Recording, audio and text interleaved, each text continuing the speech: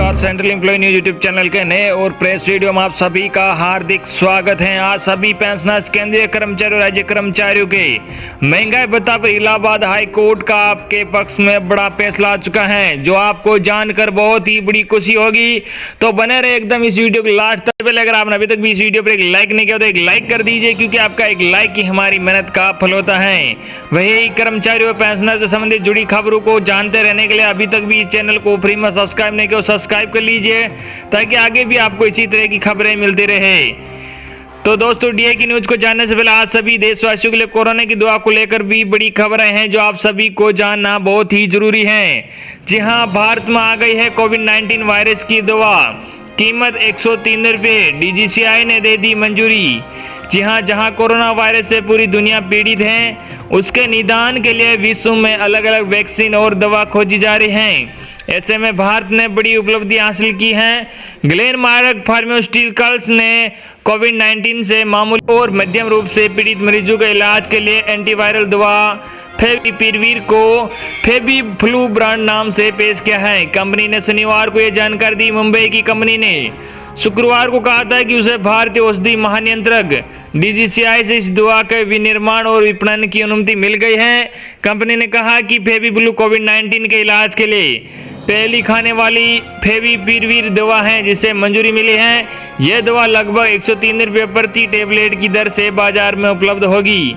FabiFlu brand नाम से बाजार में पेश की दवा। जी हां, ग्लेनमार्क फार्मास्यूटिकल्स ने कहा कि यह दवा 34 टेबलेट की स्ट्रिप के लिए 3,500 रुपये के अधिकतम खुदरा मूल्य पर 200 मिलीग्राम टेबलेट के रूप में उपलब्ध होगी। ग्लेनमार्क फार्मास्यूटिकल्स के चेयरमैन एवं प्रबंधक निदेशक ग्लेन सल्दानहा ने कहा कि यह मंजूरी ऐसे समय मिली है जबकि भारत में कोरोना वायरस के मामले पहले की तुलना में अधिक तेजी से बढ़ रहे हैं। इससे हमारी स्वास्थ्य सेवा प्रणाली काफी दबाव में है। उन्होंने उम्मीद जताई कि फेविफ्लू जैसी प्रभावी इलाज की उपलब्धता से इस दबाव को काफी हद तक कम करने में मदद मिलेगी। मामूली और मध्यम रूप से पीड़ित मरीजों को दी जाएगी दवा।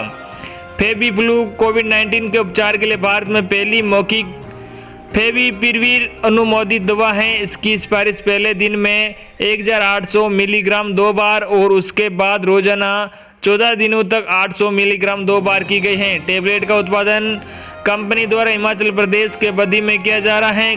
ग्लेनमार्क ने कहा कि कंपनी ने अपने in house research and development team के माध्यम से फेविफ्लू के लिए सक्रिय फार्मास्यूटिकल्स इंग्रेडिएंट और फार्मूलेशन को सफलतापूर्वक विकसित किया है।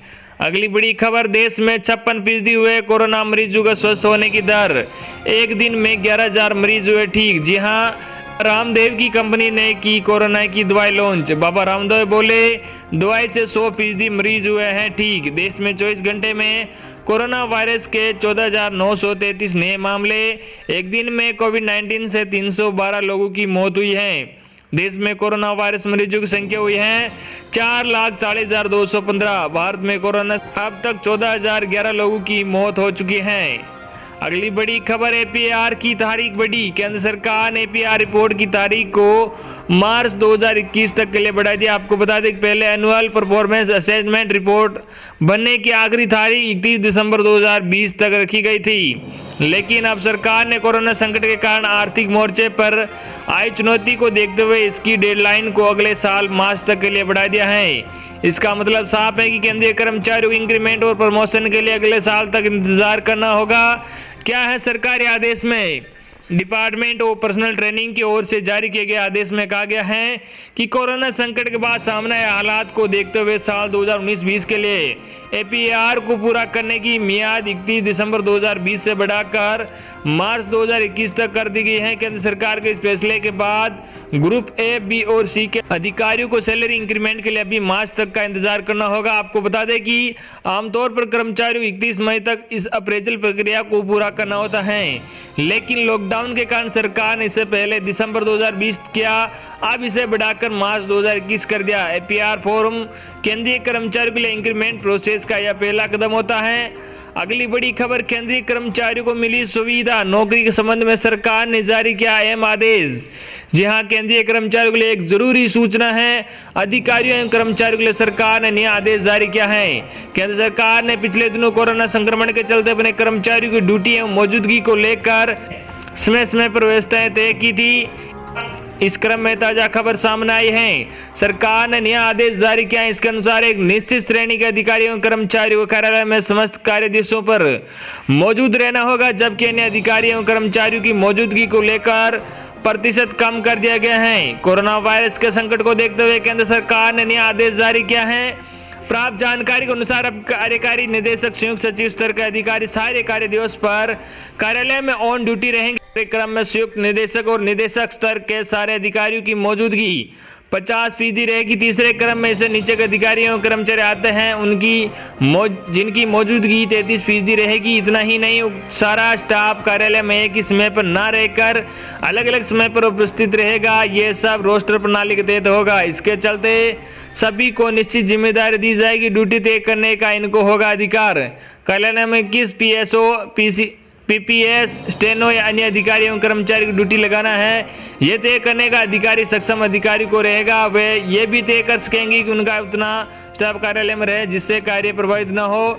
इसके साथ ही वो अधिकारी जो कार्यालय में नहीं होंगे वे घर से काम कर सकेंगे। उन्हें हर समय कार्यालय से संपर्क में रहना होगा। वे फोन या अन्य तरीकों से संवाद में बने रहेंगे। मालूम हो कि इससे पहले रेलवे मंत्रालय ने अपने कर्मचारियों को जारी दिशा निर्देश में कहा था कि कंटेनमेंट जोन में आने वाले सारे कर्मचारी वर्क फ्रॉम होम कर सकते हैं। केंद्र सरकार ने यह बनाया है नियम। जी हां, लॉकडाउन में केंद्र सरकार ने जो नियम बनाया था वो ये था कि समस्त विभागों से 20 से अधिक कर्मचारी मौजूद ना रहे। यह गाइडलाइन केंद्रीय कर्मचारी प्रशिक्षण मंत्रालय की ओर से जारी की गई थी। इसके अनुसार शेष कर्मचारी वर्क फ्रॉम होम करेंगे। इससे पूरी व्यवस्था को ध्यान में रखते हुए ही रोस्टर बनाया गया था। मंत्रालय का कहना है कि कार्यालय में केवल वही अधिकारी व कर्मचारी मौजूद रहे हैं जिनमें कोरोना के कोई लक्षण न हो।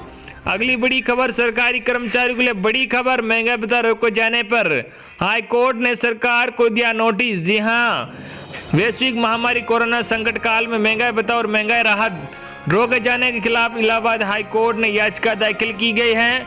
मंगलवार को याचिका पर सुनवाई करते हुए हाई कोर्ट ने राज्य सरकार और केंद्र सरकार के वित्त मंत्रालय को नोटिस जारी कर जवाब तलब किया। इस मामले में अगली सुनवाई 16 जुलाई को होगी। सरकार के महंगाई भत्ता रोके जाने को लेकर कर्मचारी संगठनों में काफी रोष भी और वो शांतिपूर्ण प्रदर्शन भी कर रहा है।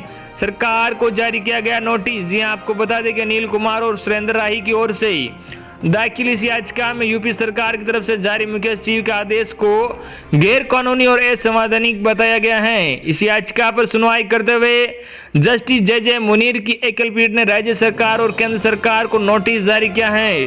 दरअसल कोरोना महामारी के दौरान केंद्र की मोदी सरकार ने सरकारी कर्मचारियों और पेंशन भोगियों को दिया जाने वाला महंगाई भत्ता और महंगाई राहत जनवरी 2020 से जून 2021 तक के भुगतान पर रोक लगा दी थी, जिसके बाद से प्रदेश की योगी सरकार ने भी केंद्र की राह पर चलते हुए राज्य कर्मचारी और पेंशन भोगियों के महंगाई भत्ते को रोक दिया। अब इस मामले की अगली सुनवाई 16 जुलाई को होगी।